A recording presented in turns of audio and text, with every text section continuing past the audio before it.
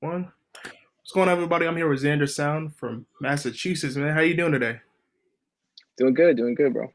So I know with all this pandemic stuff and the election on top of stuff, and you still found a way to drop projects. Not even a project. You dropped so much music. You dropped a whole now, bro. Yeah. So Um, yeah, you wasn't. You sound like you wasn't trying to let that like stop you musically. nah, not at all. Like a lot of people get, you know, confused or caught up with just being inside the house and um, you gotta make the most out of it. Make sure that you can still be yourself or find a way to, reach your fans and reach people who want to hear you, even though we're all kind of stuck in this box. The box, yeah, shit. It is a box. It is a box. So with everything that's been going on within the past 3 months, have you felt like you've grown musically? Because I know you just put out a deluxe of your EP. A deluxe of your EP. Yeah. Yeah, October's Eve. And Yep.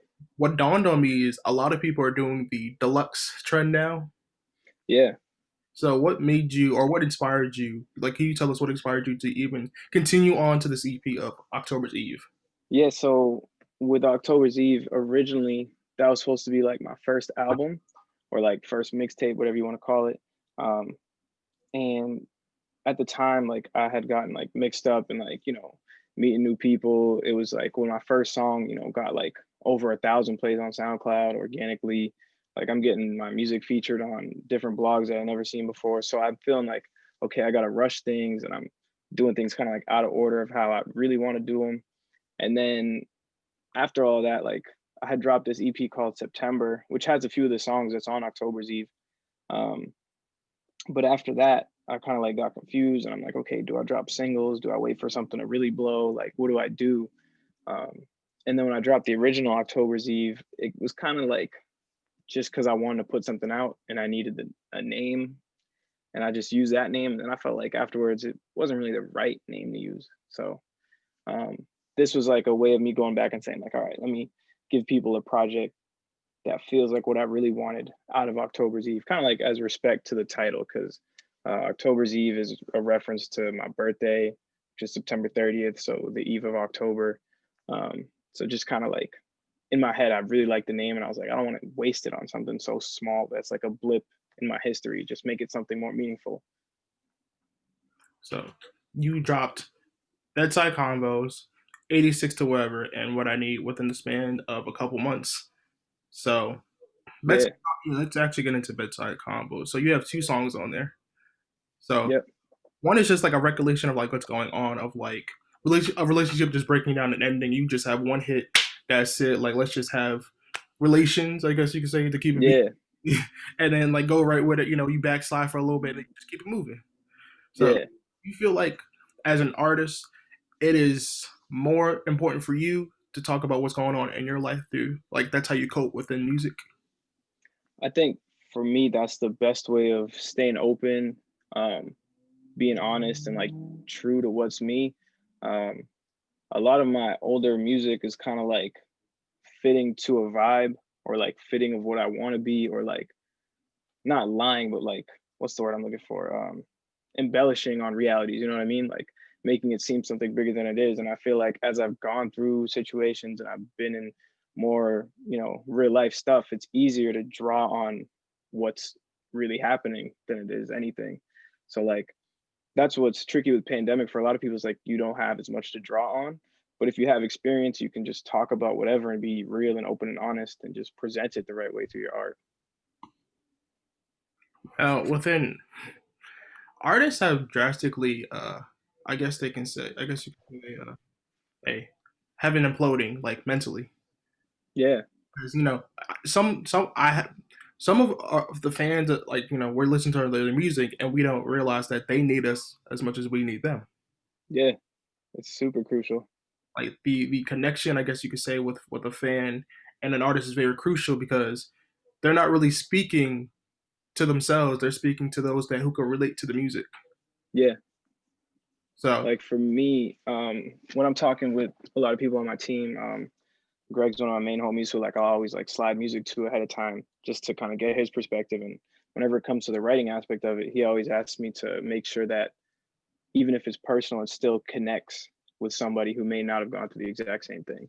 Um, so like he always talks to me about like making sure it feels like almost like an essay, like you're presenting it with a who, what, when, where, and why to the verses. So I do that a lot now as I've like, written more stuff. That's something he told me a few years ago, but yeah, definitely I've always stayed consistent with that. I was actually about to ask you about your writing. So, like, if you had any special routines, or is there like a coping mechanism for you, or something that helps you to like get into this like your writing space? Like some people, they have, going in the shower, or they have play music, or they meditate, or they got candles as like their muse. Yeah.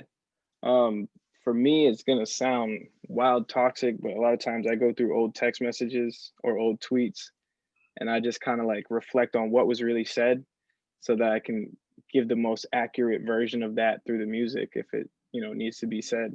Um, Tweets a lot of times just because it's fleeting thoughts and it's like, oh, what was I thinking here? And I'll like really elaborate or build upon a tweet. With text messages, it's more so to get those kind of like one liners or things that feel really like, yo, you couldn't have freestyled that. You couldn't make that up. Like that had to be real. Do you write down your stuff, or do you just go into like headspace, just like freestyle? It's 50-50.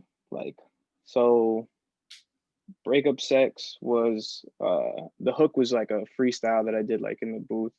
Like I'm, recording and I'm looking for melodies or whatever, and I just started saying stuff. Um, and if I didn't catch it on recording, I think I wrote some of it down, but that hook and everything was kind of like free.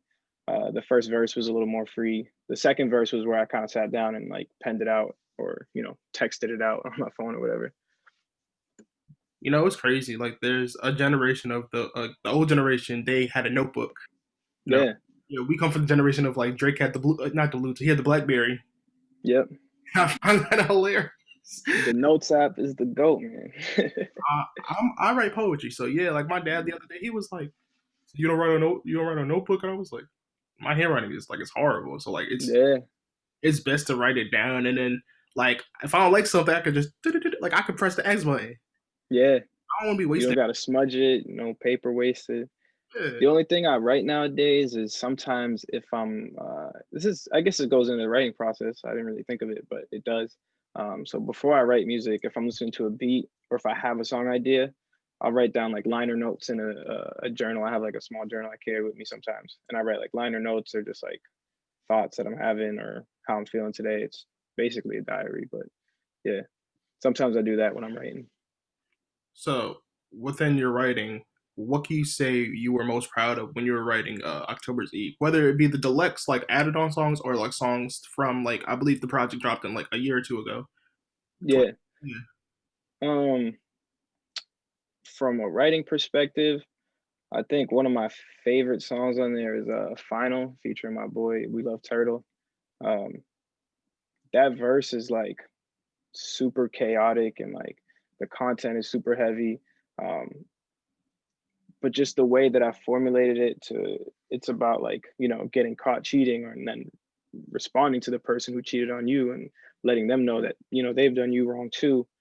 And it gets so specific to like, I said I told you not to go through my stuff. I even put a code on my stuff. Like it's very, realistic. And even if you didn't see the exact situation, there's plenty of people who can relate to that type of stuff, just like arguments and hecticness and things like that. And I think that's one of the verses I've got the most compliments on are people like, oh, yo, I kind of see what you're saying here. So do you feel as if the theme of like I don't want to say all like theme music nowadays, but a good portion of it is everyone trying to point out their toxic past relationships. Do you feel like it'll be redundant soon, or do you feel like it's okay for people to just write about their toxic relationships? I think that for R&B music, it's definitely leaning that way. I think you find a lot less like, love bodes or ballads, like odes to somebody, you know what I mean? Um, People don't really profess their love to each other through music as much. It's kind of like you kind of express your pain through music, and like that's where I'm at right now. And I'm sure I'll come along and make some happy music eventually, but it'll probably come from a place of like accountability. I guess that's like the opposite of toxicity in music is like understanding where your wrongs are and kind of seeing where you can do better. Um, but yeah, a lot of music right now feels very toxic in the R&B space. I ain't gonna lie, I was listening to Lucky Day the other day. Breath of fresh air. But Yeah. he had a couple songs that made me think. Most of us like to catch. Hmm. We don't follow through when we actually get the person. Like, well, you know what I mean? Like, as soon as you, like, you got them, Yeah. and then you be like, so, what do you like to eat? Like, if you don't take her to friendlies or some shit, you don't take it Do like, something light, bro. you Keep know, it simple. park car, conversations or something. Like, you get the girl, Yeah. you don't know what to talk about sometimes. You just like, so what was the purpose? Like, you just saw her for her physical self. Yeah. A lot of people get in that situation. That's kind of like where I'm at with some things I'm going through in life is like, all right, I'm here, but like, how do I take this further? And it's like me kind of like stepping back and being like, and do I need to take this further? Like, so just kind of understanding like what harm you could have on somebody without knowing that. And like, that's been in some later music I've been writing, um, some stuff I've been working on just to make sure everything still feels true to me. I hate when Twitter's like, oh, what, whatever happened to doing this and that. We know Yeah. what happened. We know. We just don't follow through. Like Yeah. that. I mean, Like, yeah, I mean, chivalry's around, but like, is everyone worth the chivalry? You know what I mean? Just saying. it depends. Yeah. Like, it's there when it's worth it. Like I hate them, like them pictures of like couples, like they on vacation together, talking about whatever happened is. Can we go back to this? Yeah. Like we could, but like nobody wants to showcase their relationship on social media. They keep it shh. Like Yeah. A lot of people like to keep it. It's like a lot of people don't know. My a lot of my music, like what I need, bedside convos. If you even go back to Fade, like those songs came from the end of a 10-year relationship. So prior to, I was dating somebody for 10 years. So I know all that stuff exists, bro. It's just if you're not worth it, like if I don't know you for too long, it's not happening. I've been in some deep things, so you get it when you deserve it. I ain't gonna lie, this whole quarantine has made me realize like the catch is very. What you do with it is up to you. Yeah, Like you make it what you want.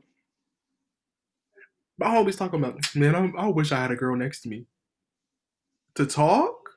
Yeah, They like, nah, I'm like, to talk? like is 'Cause, it to talk or you need something else? yeah. What's it really about? Like you know what I mean? It's November, so like Cuffing seasons, about that time. Check your watch. it's gray sweatpants and Tims. Like what else? Right? Sneaky links. Then again, what sneaky links we gonna have? Yeah. I gonna miss college. So within everything, I really wanted to ask you this question. Like, you're the first person I've actually ever met in like who's actually went to like Massachusetts, who's actually in like Massachusetts, like Mm. born there, lived there. What the hell do y'all be doing out there for a living? Like, what do y'all be doing out there for fun? Um, Me personally, like I just this whole quarantine makes me forget. I mean, we do the same things everybody else do, like hit the club, hit the scene. It's a 2 a.m. club cutoff, so you got to find the spot afterwards to make sure you have something locked in. So it's not like New York where shit's like 4 a.m. whatever. So you got to make sure you have a spot locked down after the 2 a.m. Um, you know, last year was crazy for me. I'm like going everywhere. It's probably the first year of my life where I'm just like out consistently. Because prior to I was cuffed, so it's like I could just stay in more. But um, yeah, just nightlife is smooth. It's not always the wildest. It's crazy amount of white people out here, so you got to find the spots where you feel like the vibe is there. Otherwise, you sitting there listening to techno and some crazy ass DJ drops, and you're like, "What am I really doing here, bro?" You need a whole lot of liquor to get through those kind of nights. I've Um, been there. Oof. yeah, it's a big college town, so like there's plenty of like house parties and shit too. Like you find, you know, there's a million schools. I think it's like Cambridge, you can't go 150 miles without a school, some shit like that. It's a bunch of shit out here. I will say though, Boston has a silent rap scene. Like I never forget at one point we was talking about cousin. I mean, shit, I still talk about cousin Stiz. Like I still, Yeah, yeah, Stiz is still the guy. yeah, I Still still the guy. I never forgot one time I was at work. I used to live in Utah. I was at work and I was playing I'm the fucking Fresh Prince. Yo, that was the one. That's definitely the one. This dude was like, "Yo, who is this?" And I'm like, "Yo, it's cousin Stiz." They was like, "Yo, I haven't heard this song since like high school," and I was like, "Shit, you right." I was like, Yeah. you let that man down. Like I ain't let him down, but like y'all let Yo, a lot of people was saying like, oh, he fell off and shit, but he dropped some shit last year. yeah, Um, I I still really fucked with that song Perfect. That song goes crazy. I I had me and my homies, we actually we used to host like a monthly residency at a spot. We would make sure that joint got in rotation just because like we need to hear that if it's a Boston party, like got to put on for the Boston artists. like my shit was him and Love and Cali got a song together. Off Yo, yeah. I really like that song. And I'm like I'm gonna call you. Like that's what like Yeah, just stay by the phone. yeah. I'm sorry, I'll be forgetting that this has a like a deep ass voice. Yo, it's funny. When I met this, I was like, oh man, like it was weird for me. I was like, yo, this is like the guy, the guy. So like seeing him in real life, he's hella cool. He's down to earth. Him, Michael Christmas. I love Michael Christmas. Christmas is dope too. No, That was the first dude who made me say like, oh, I can do this rap shit too. Like he's out here in Boston booming. Like let me find out. Then it was like a few months after that, that's when Stiz really started to go, and I was like, oh shit, like this is real, real. no one ever talks about this, but like regionally, do you feel like Boston is not as talked about as because of different regions and different reasons? Regions and reasons. There we go. Um, I think it's funny. I was in a clubhouse call just talking about Boston industry stuff yesterday. We feel like we were basically coming to the conclusion like a lot of people there's less of a collaborative effort, and whether it's ego or just like slips your mind, you don't put on for the other artists in the city as much as you really would like to if you're in the the higher position to do so. So um we were just kind of talking about like making sure that like in your own peer groups and stuff, just put on for your homies and make sure everybody gets their recognition. Like even if you don't love the song, if that's your boy and he's like if his song's doing something, make sure you let other people know just because like if it's not your cup of tea, maybe it's somebody else's cup of tea. And he's from Boston, so why not put him on? I keep forgetting that Joyner Lucas is from there too. Yeah, that came up in conversation is like, and Joyner has said it himself, like, he's from Worcester, so he's not like directly from Boston. It's like 45-minute drive. Um, but he had said it himself, like, he reason he doesn't really show as much love back is like he's kind of scorned by the shit. Like people weren't showing him love when he was trying to come up. So until he blew, nobody was showing him love at all. So I try to make sure like when I'm talking to people coming up, like, don't let that shit get to you. Like if you don't get love right now, don't make it make you hate the scene just because you're not getting the love now. Like, it's all gonna come when it's due. I mean, I look at Static Selector, like that man is from Massachusetts, but we all thought Yeah, you were like he rips the heart in the. yeah, I'm like, damn, like you want to like get your neck off New York for a little bit and help your home. Like, if I was born and bred or like raised in a certain town and I see like up and coming like artists or anybody that needs help, I'm like, all right, cool. I'm gonna shout you yeah. out or something. I be like, some people feel like it's not a given. But it's always Hmm. nice to see somebody like come up in your town and like be like, "Hey, yo, I was checking out your music and I want to mentor you. I want to help you out." Yeah, that's what we was trying to get across to a few of the people who have like more more tenure in it, more recognition. It's just like try your best to find somebody underneath who you rock with and give them some love because then it all comes full circle. And another thing was we was talking about like I feel like in Boston it's like a real show and prove thing. Like you got to do it first to get it. So like until you do something, people aren't really gonna show the love. I feel on the East Coast of like states that nobody really like looks to. It's got to be Massachusetts, Rhode Island, Maine, Vermont. I want to say Maryland, but Maryland's like the southeast. Yeah, it's right under New York. So Yeah, it's like right. Yeah, I'm right next to. I'm in Jersey, so like I'm right next to Maryland and yeah, yeah, and Delaware. Yeah, yeah, they kind of bundle that with down south. I feel like Maine, like Upper New England, will never really get a rap scene just because it's so like boonies, like straight. Nobody's out there. Like it's like almost no civilization. Providence kind of has a little noise. I've seen some buzz from Providence. So Rhode Island scene is there's some buzz over there. My cousin actually he runs like he used to run shows and shit like pre-quarantine. He would have like weekly shows and stuff like that. And then I know a couple other blogs down there that have done stuff. Yeah, I was gonna ask you, man. Like, so in Jersey, like we're known for like a lot of shit actually. Wow. Um, we're known for like stuffing a lot of food in our shit. Like we stuff like French fry, like Italian hot dogs is like stuffed with like French fries and like so many things. And like we're just known for house music too, because we got like Jersey bounce. Yeah, Jersey Club, of course. So within Boston, besides just drinking, because I know like a lot of people stereotype Boston Oh is yeah, a drinking state. What? beer. Oh, and like Patriots. Yep, Yeah, sports, that's yeah. sports and sports and drinking. What I was gonna say, what else could you put out there that people should pay attention to, like Massachusetts about? Like, hey, we also do this too, but y'all don't recognize us. I think like the three things, like we were saying, the drinking, the sports, education is probably the third. Like colleges everywhere, so you get people all sorts of states coming to Harvard or BC, BU, Northeastern. Um, so like that's one of the big things. Um, I think musically people should start paying attention. I think arts is underrated. Like just the general arts um, is pretty fire out here. I know so many great photographers. A lot of painters and stuff like that. Like people who do real art, and it's crazy. I heard you got sneaker shops out there too. Sneakers is crazy too. I just got put on like to how many real sneaker companies is out here. Like everybody knows Bodega is out here and shit, but like there's a lot of sneaker stuff up here. New Balance is out here. Somebody's telling me Puma, Reebok, like all out here. Outside of Oregon for Nike, they said like Boston's number one. Like get to it. Yeah, like I think it's a documentary on Netflix where they say like Boston, like, there's a really well known sneaker spot, and like I think it's Boston or like somewhere around Massachusetts, I believe.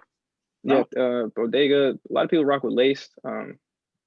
Lace ain't as much for the culture, but I still, lace is what it is. oh, it's not okay. Okay. That's what they say. That's allegedly. Listen, if Complex don't touch it, see that's the thing. If Complex don't, that's everybody's thing. Like I think in foot action, that you God, foot Yeah, foot action is very overrated to me. yeah. Nah. Over here, all the foot actions, you stop in and check. Like they got the shits on sale. Oh nah. All right, bet. My first time going was in Chicago. I was checking out. I was like, so that's what y'all be talking about? Yeah, people hype up some foot action. Oh God, and the hell is that other one? Kick, nice kicks. I think it's called. Yeah, yeah. Yeah, I'm like, so this is what y'all do. All right, this is what y'all be spending your money on. All right, I can see. Yeah, I'm blessed. Blessed to have never been like crazy drawn to the sneaker game, or else I'd be insane. Like I check the sneakers app here and there and make sure I get what I can or get dubbed for what I really want, but I've never been like a super sneakerhead. I was gonna If say you check all my pictures, I got a pair of white Vans on. It's like a signature. all my pictures is Air Force Ones Yes, sir. picture, and they never dirty. It's a classic. They never dirty. I'll say that. But I was gonna say, do y'all have like a sneaker scene out there too? Or, like of like sneakers and fashion? Yeah. I think a lot of people individually like they'll put themselves on. I know my boy, he had like a sneaker trade expo, so like sneaker trading and collecting is definitely huge out here. I guess I'll say I'll remind myself or if I take a trip to Boston. Yeah, bro, hit all the spots. Bodega's number one, definitely. Cause Everybody goes to Bodega. Like either you order from them or you're following them, yeah, or you got a homie that's been rocking the Bodega head. You be like, damn. yeah, dudes was really like chilling in the bodega spots back in the day. Like that was a spot to kick it with the homies at first. That's why they were so connected with like the first up and coming like Stiz and Christmas Replay, OG Swagger Dick and everything. So Damn.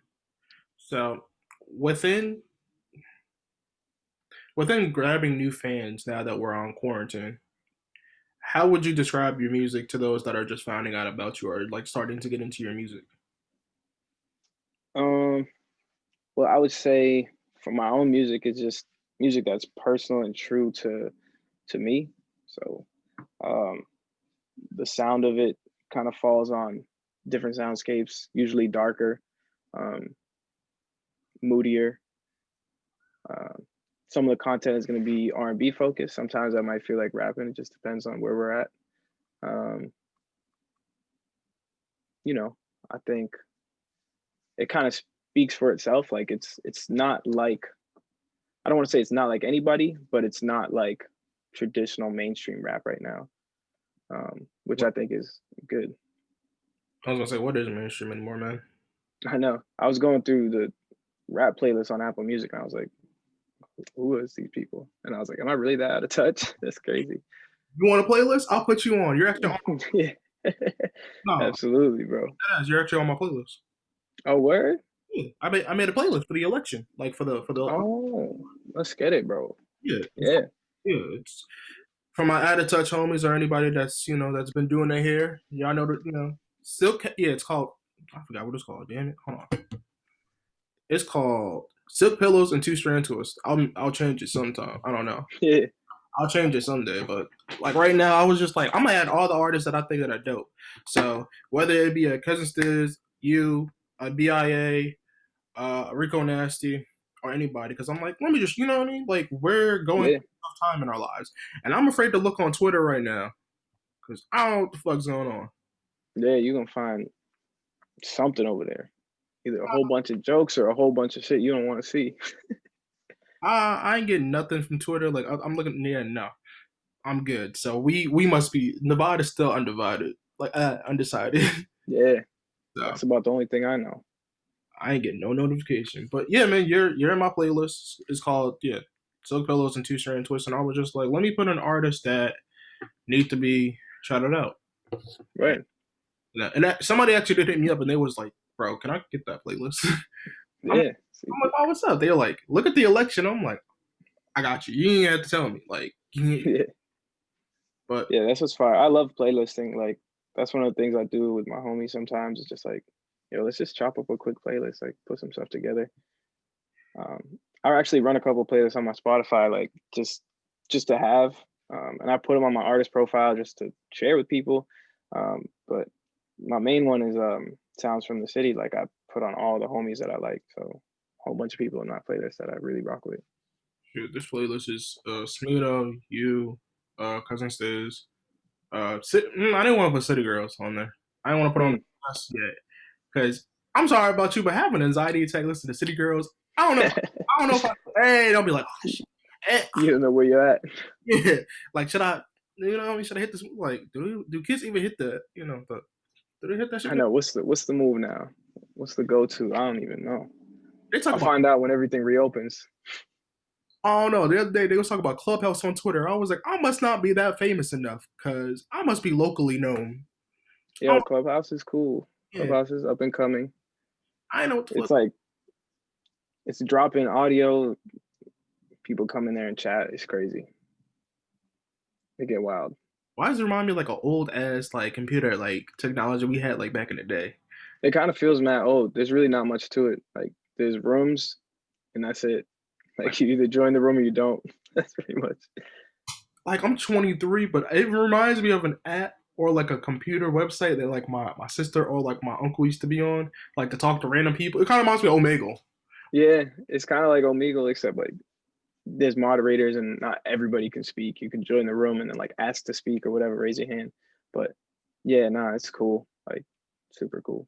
Yeah, I felt like this one. There was somebody was on. They was like, yeah, they was like, I got a clubhouse, and it was like, why white girls should stop wearing dirty Nike Air Force Ones, and I was Yeah. The topics be out of pocket. I was in a room earlier. It was like, why do women not date short men or some shit? It was funny as hell. like, my favorite is oh, it was one girl. It was like I think she put on there. She was like, why women are not respected in the industry, and I was like, I really wanted to join that one because I know I was like, I thought Clubhouse. I thought it was like rock, the Rock Nation brunch. Yeah, yeah. I'm like, Nah, like some of this stuff be real as fuck. Like I was saying, we was talking about Boston industry stuff on there yesterday. It's dope. Like you could really get into some smooth conversations and like really build with people and like, you know, some of the people, like if you're going through Twitter, you're only going to see what the algorithm feeds you. If you're going through Instagram, the algorithm feeds you whatever. But if you hop in one of these rooms, it's like live and direct, and it's like you're speaking to whoever. So it gives you a way better, opportunity to show your face and be like, hey, this is me. I'm Xander. I'm a rapper producer from Randolph. Like I'm right around the block from y'all. Like, this is what I think's going on, and then they can kind of chime in and do whatever. Well, this is like actually my second to last question, actually. So, as an artist, when you're trying to get your music out or even just gain some type of like, hey, like, hey, my name's Xander, I'm out here. And what do you feel like is the best app for you to use? Like, because I know Instagram, like, the algorithm is just dumb. Like, you either got to be Yeah, popping or you got to be working with a Fashion Nova for people to notice you. yeah. Um, I'd say like in terms of apps that I use, I'm probably, pushing myself the most on Twitter, just because Twitter's the only one that's still like kind of chronological. Like you might just catch whatever by scrolling. Now they got this stupid like preferred shit and whatever, but you know, that kind of is what it is. I use Instagram a lot, like mostly to just push visual stuff. So like as I put together that teaser trailer video, like I push that a lot on Instagram. But I've kind of been getting into like the back end stuff of like ads and marketing. Like I'm self-managed, so I do everything myself. Like I figure out, what I want my cover arts to look like, who's gonna do it, where's the money gonna go, like all that stuff I do on my own. Um, so as I'm looking into marketing, I'm learning more about Instagram ad marketing and Facebook marketing and just finding the right ways to do stuff so you're not blowing money just to be popping up on a feed and get ignored. So kind of like how to optimize that. That's been my like dig at apps right now. Honestly, man, like, Twitter is probably the only thing I'm on TikTok, but the way Twitter now is like censoring, they're censoring more. Yeah, And I noticed that the other day that they sent this. No, it was yesterday. They censored this black girl for using the N word.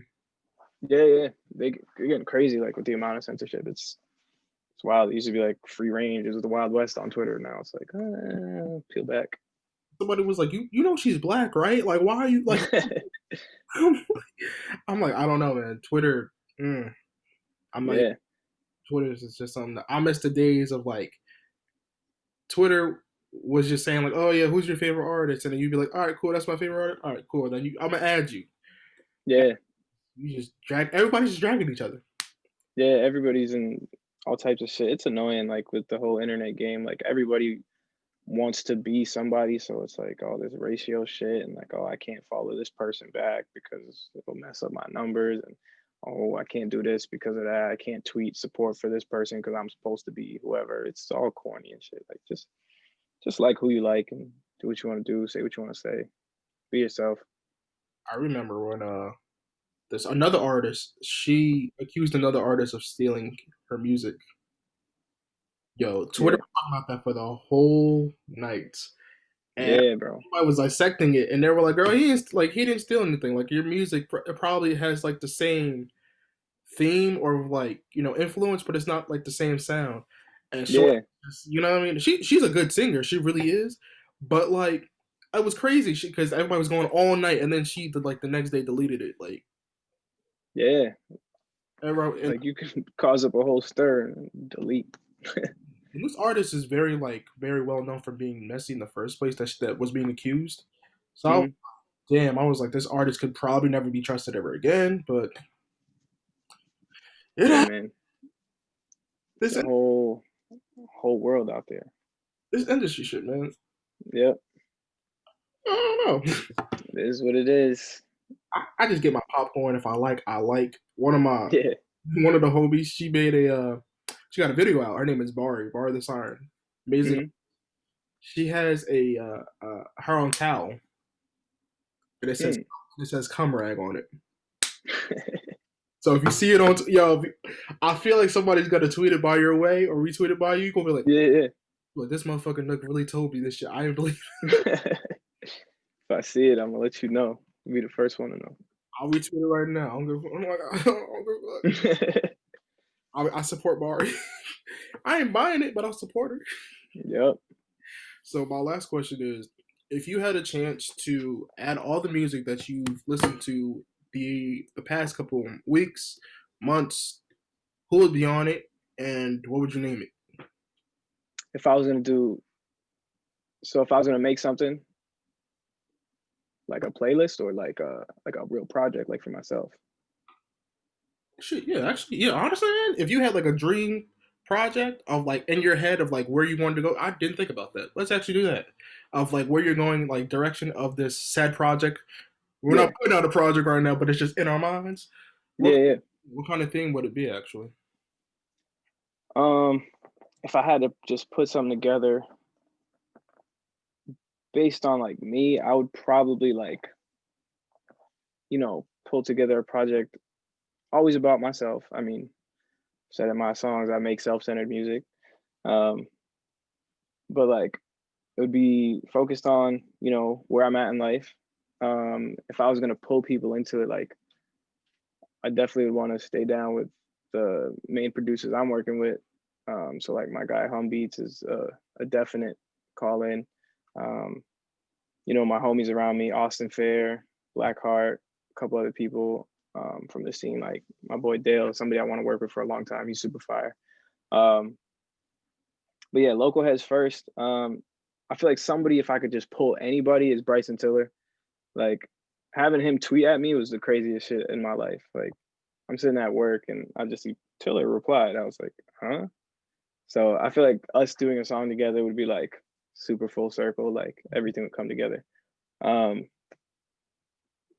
Somebody I've wanted to work with like my whole life, and like everybody says Drake, but I would really want to work with 40. Like working with 40, even if it's production or even on a mixing level, because I mix all my music too. So like learning from him how to mix or like do anything else would be fire. And Party Next Door is super crazy. Either production or singing on a track. Like I love everything he does. Wait, hold on. You said Versatilla tweeted at you? Like, Yeah. what do you say?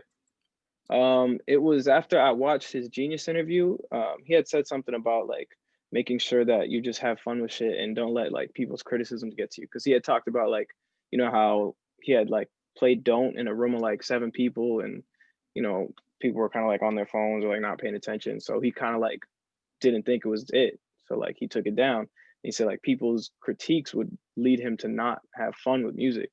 Um, and I just kind of tweeted at him. I was like, "Yo, thanks for reminding me that, bro. Like, it's super important."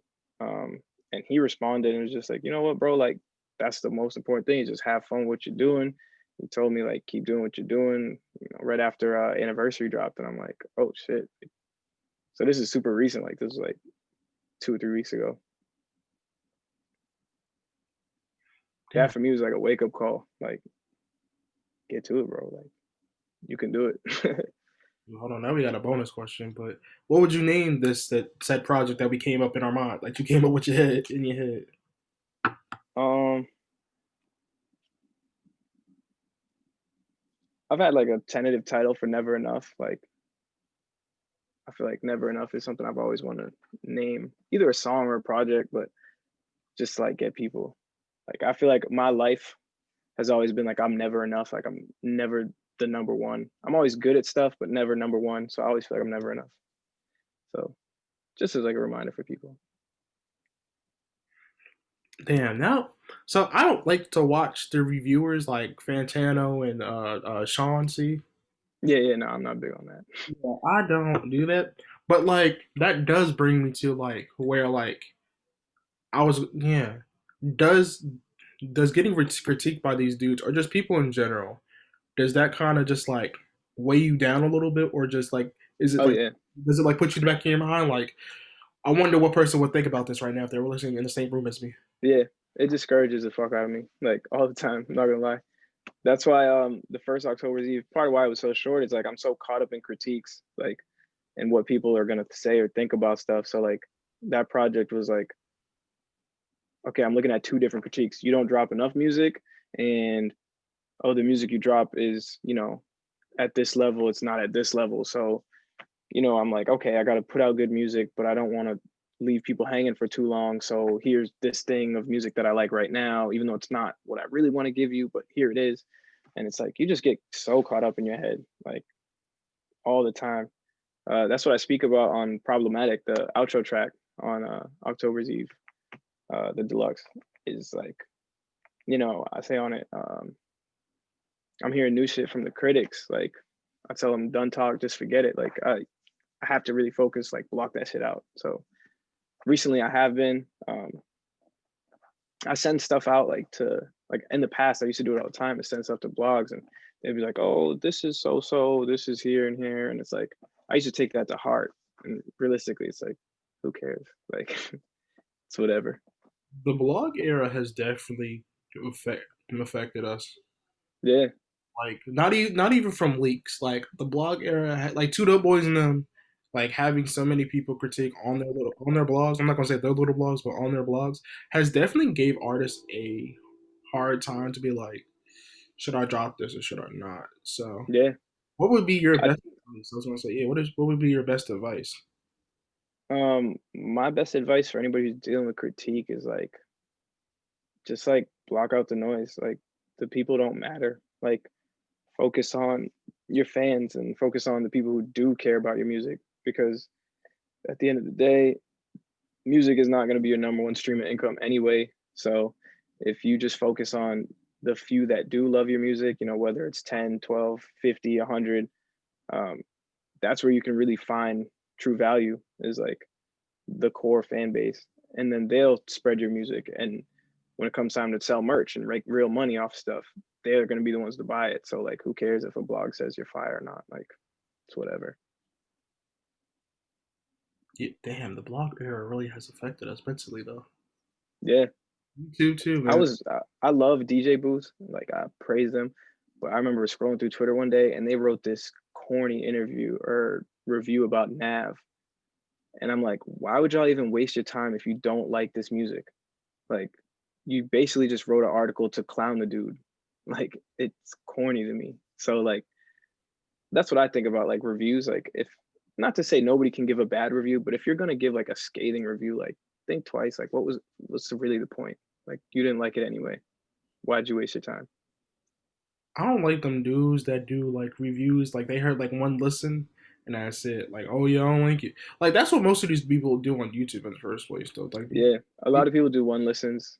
mm-hmm. What's his name? The dude who does the one listens for DJ Booth, I like, but like they make it super clear. Like, this is literally one listen, first time, instant reaction, and that I can respect. I don't like the people who write like full out reviews and they really only listen to it one time. Like, that to me is like, don't put up a guise of like, yeah, we really sat down with this when you listen to it once. I remember those. Oh God, I remember I was in high school and they was doing that. But you couldn't play the whole album. You actually had to like skip a little bit. You had to trim it up. Yeah, And I wanted to do that, and then I found out that you have to like trim it. I was like, there is no fucking way I'm gonna do a whole Chippy Red review, and I gotta skim it. It was, yeah, this is back when he dropped like I think like Love Tape, yeah, Love Tape, yeah. yeah, If And those projects, Trippy Red projects are long, so like you're gonna miss something if you skimming. You know what I mean? yeah. Like, I mean, I'll probably like, I can't sit with long projects. This is probably the longest project I'll ever drop. Like, 24 is a lot. Like, and some people do 24, 30, 36. Like, that to me is like, geez, I ain't gonna lie. When Chris Brown dropped that 30 album, I think it was like 30 to 45. 45. Yep. I was like, yo, you got yourself right there. Like you have fun. Yeah, bro. I still haven't listened to it through. Like, people was like, yeah, listen to these 18. I was like, okay, got it. I think we've lost. Yeah, I think we really lost the attention for like long ass albums. They're either too long. Yeah, Megan Thee Stallion, people's attention spans. Megan Thee Stallion, great. She like Yeah, yeah, she dropped maybe like 4 or 5 songs. Everybody's like, "Where's the rest of it at?" I'm like, "See, that's the catch." yeah. It keeps you waiting.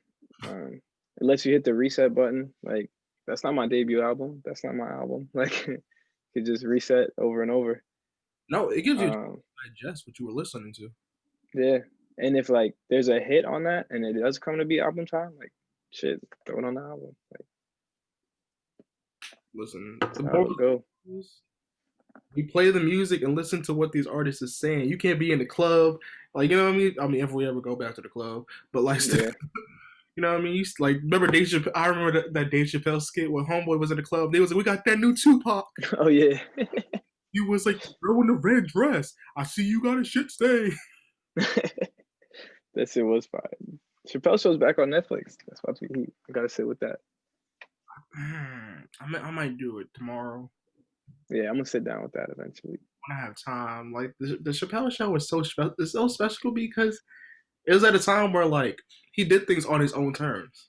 Yeah, Own terms. He, you know what I mean, and then he just bowed out like gracefully. Like what? yeah, he was out. He was just gone. Only two people I know who've done that is him and like Gerard Carmichael from the Carmichael show. Hmm. Yeah, he was like, all right, we're good. No matter how you feel.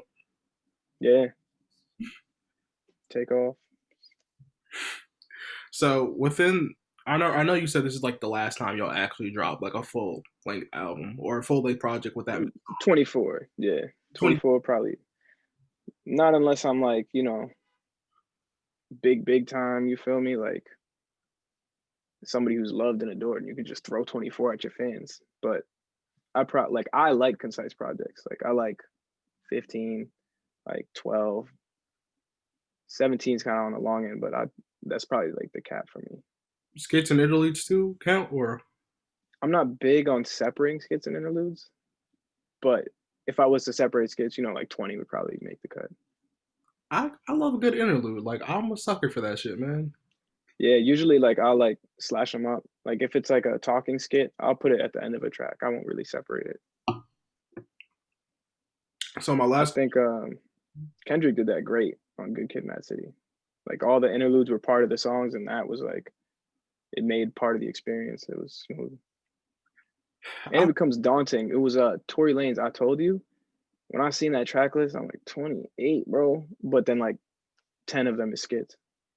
If he had just put them on the songs, you down to like 18. That looks like all right. I can sit with this. It's way more digestible. I don't think I listened to I Told You So. This is before the shooting, but I don't think Yeah, way before the shooting. I don't think I listened to it. And if I did, I don't remember. It my got missed. It got like overlooked, definitely. I'm not even like everybody was like, yo, he's spitting fire. Like this bit is facts. I'm sitting there, I'm like, and then I see like the Conor McGregor one, and I was like, all right, that's the only one we really gonna see. Like that's it.